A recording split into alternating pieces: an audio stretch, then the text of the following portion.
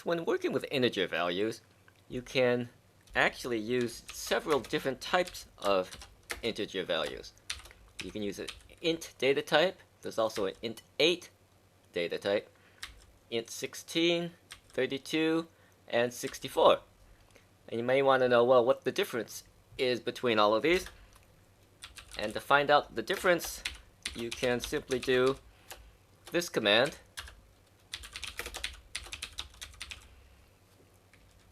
The min-max command, and if you run this, you can see the upper and lower limit of the int data type.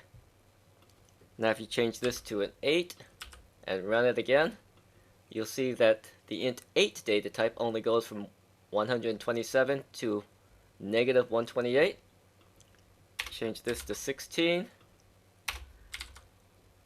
and run it again, and you can see that each integer data type has a different range.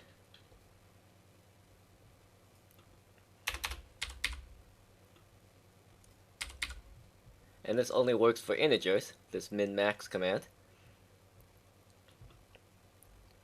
One final feature to look at with data types is you can also choose an any data type. And any data type means you can store anything in it, such as a string.